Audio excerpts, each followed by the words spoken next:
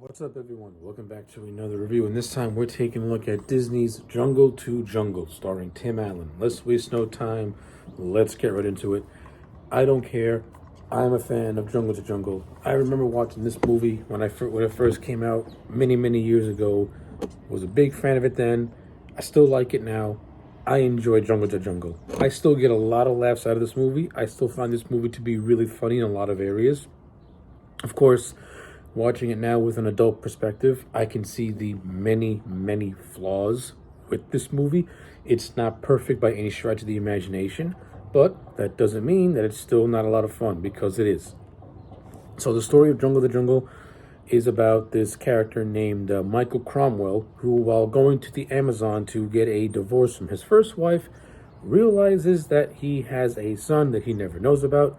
So now he must take this son to New York and pretty much bond with him, while all the while their clash of cultures, while all the while having a clash of cultures with each other.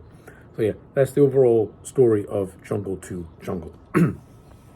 So first, let's get the positives out of the way. The cast in this movie I thought was really good. Tim Allen as the character of Michael. It's Tim Allen. I love Tim Allen. I love him in the Toy Story movies. Always been a fan of Home Improvement.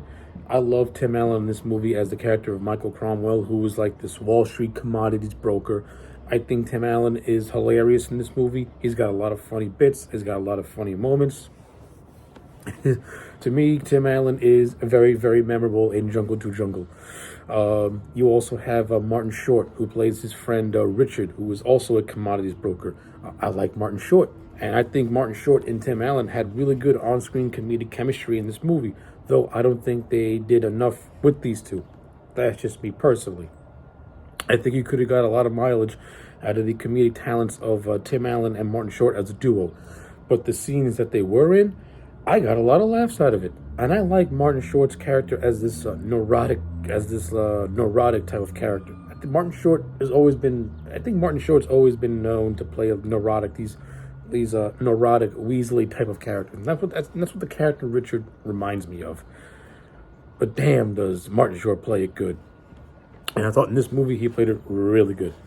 The child actor who played Mimi Siku, who is the son of Tim Allen's character, and who is the overall focal point of the movie. I thought this kid did a really good job. I like his chemistry with Tim Allen. The scenes of them getting to know each other and bonding, they feel really real to me and very genuine. Yes, there's a lot of culture clash, especially when Michael first goes to Limpo Limpo, where his son lives. He's not used to that culture whatsoever. He's not used to that way of lifestyle. But he does make the effort to bond with his son, which is what I really liked. And then, as the film progresses and they go from the Amazon jungle to the concrete jungle, you see that Mimi has a really hard time trying to adapt to this certain culture. No, he doesn't know how to adapt to living in a place like New York. He's used to having a free spirit by living in the Amazon, but once you get to New York, things are different. Everything's all different. And him trying to assimilate to this culture, you can see how hard it is for him, because the things that he's used to doing, if he does it here, people are going to be like, "What are you doing? Why are you doing this for?" And I thought the child actor who played Mimi did a really good job. And like I said, his scenes with Tim Allen are the best of the entire movie. Them bonding, them having their their culture clashes, but also them being genuine with one another. I enjoyed it a lot. And some of the supporting cast in this movie I thought was okay. The character of Charlotte, who is Michael's soon-to-be second wife, she's all right. She has this whole subplot where she's a fashion designer and she's constantly being filmed by a film crew. Didn't really get a whole lot of laughs out of her, maybe a handful here and there. The actress who played the first wife, she's all right. She's in the first part, and then she's in the end. That's it. You don't really see her again. But the movie's not really about her. But whatever. The actors who played the family of Martin Short's, I thought these guys were okay. Especially since the entire third act pretty much takes place at Martin Short's house. So his wife Karen. No, I'm sorry. His wife. The actress who played his wife, No, she's okay. No, she tries to like be nice to Mimi, tries to like make him feel comfortable and stuff like that.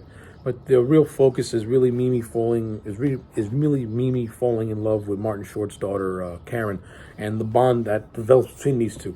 They establish it when Mimi goes to New York, and then they further expand it upon once Mimi goes over to the Kempster household, and that's where their bond really starts to blossom. And it's done in a cutesy way. It's not done in a forced way, so to speak. It's done in a way that two teenagers would bond when they first meet each other for the first time. So I got no complaints. I think my biggest gripe with this movie has got to be the whole subplot of the Russian mob. This movie has a Russian mob subplot.